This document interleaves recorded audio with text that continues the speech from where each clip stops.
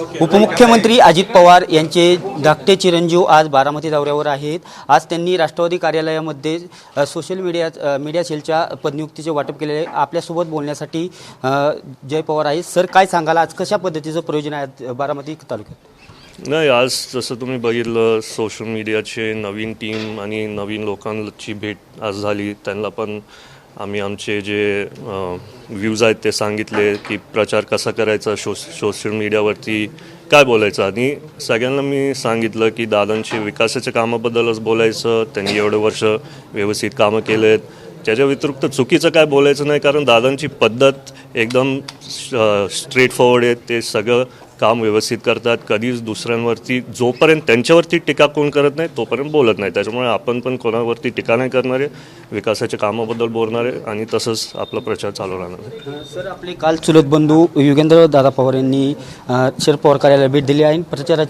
प्रचार करणार असं सुप्रियाताई सांगितलं आहे। या संदर्भात आपलं काय मत? नाही, तर सगळ्यांचे स्वतःचे चॉईसेस असतात, त्याच्यामुळे जरी त्यांनी निर्णय घेतला सुप्रियाताईंचा प्रचार करण्यासाठी तर ते करू शकतात आणि करायला पाहिजे। अजितदादांनी थोड्या दिवसापूर्वी म्हटलं होतं की मला कुटुंबातून एकटं पाडलं जाईल, आणि त्याचं काल युगेंद्र पवार यांनी भेट दिली आणि प्रचार करणार असं देखील सांगितलं। दादांनी असं बोललं नाही की कुटुंबांनी एकटं पाडले जाईल, ते नुसते बोलले की काय लोक त्यांचा प्रचार नाही करणार, त्याच्यामुळे ते चुकीचं तुम्ही उल्लेख नका करू। कुटुंब जरी असेल, सगळे स्वतःनी जसं काम करतायत तसं करणार आहेत। लोकसभेची निवडणूक सध्या सुनित्रा वहिनीनंतर तिकीट देण्याचं चिन्ह सध्या बारामतीत दिसत आहे, तर लोकसभेचा प्रचार या पुढे कसा राहणार आहे?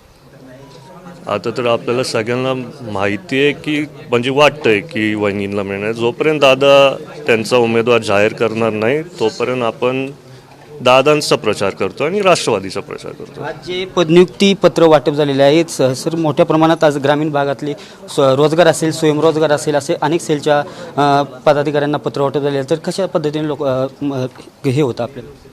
नाही, लोक येऊन भेटले, त्यांचे काय प्रॉब्लेम होते त्यांनी सांगितलं, रोजगारची पण लोक इथं होते, त्यांनी पण त्यांचे प्रॉब्लेम सांगितले आणि तसंच आपण सगळ्यांचे प्रॉब्लेम सॉल्व्ह करणार आहे।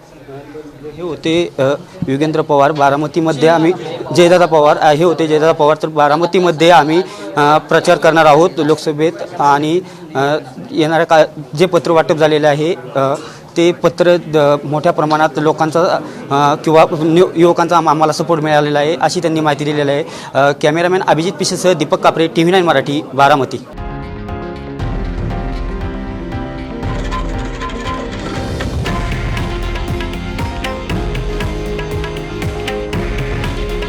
हे आहे देशातील नंबर 1 न्यूज नेटवर्क आणि आपण पाहत आहात TV9 मराठी। काळजी तुमची, हित महाराष्ट्राचं।